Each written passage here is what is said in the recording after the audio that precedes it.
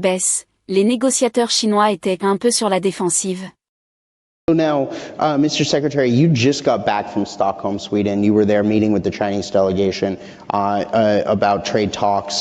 This is your third such meeting, I believe, with them. Yes. Can you talk to us a little bit about what happened there, and then we'll get into kind of some of the specifics about where things go from here on. Well, what I can tell you is I don't think it's overstating it to say that they were a little on their heels, because the week before, we had just done the Japanese trade deal.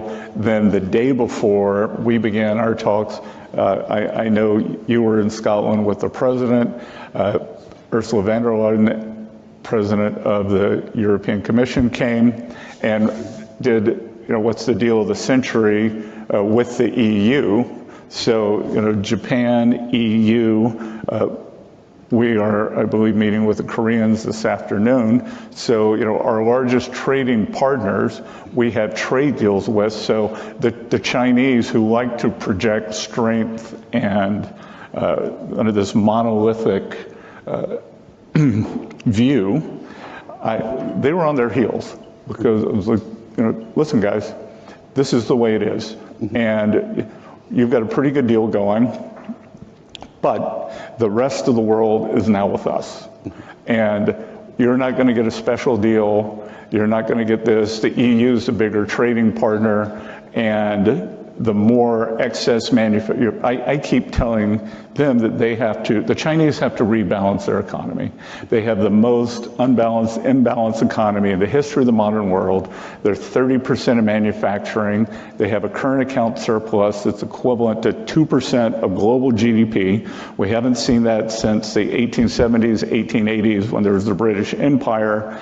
And I just said, the world's with us now, because for a while it looked in April, May, like the US was alone against the world. Now that we've done deals with our top trading partners, that we have a lot more leverage. And as you know, nobody generates leverage like the president. That's exactly right. So one of the things he told me that President Trump told me when I interviewed him in Scotland about China, because I asked him about your meetings, which were ongoing at the time when we did the interview a couple days ago. By the way, Turnberry, fantastic property, guys, right? If you ever get a chance, go, please. Like, it's a beautiful, they're right there on the coast. But one of the things he said about China in particular is the goal is to get China to open up. Did you get the sense that they're open to opening up, or their economy, to American goods? They will move at a very deliberate pace.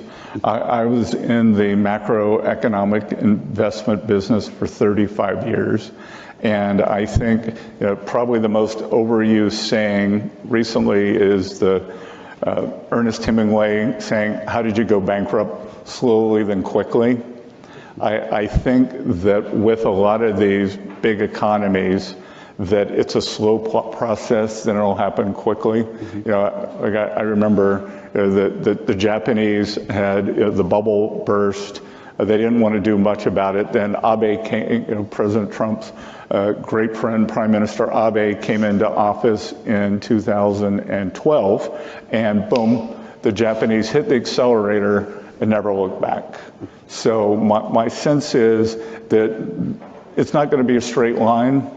That they are doing, they have 5-year planning sessions. They are meeting for the planning sessions.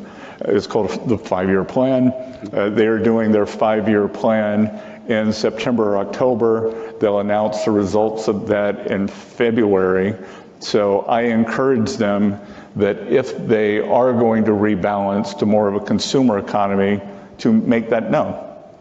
So we'll see. So you mentioned the other deals, the EU deal, and that happened while we were there with the president. The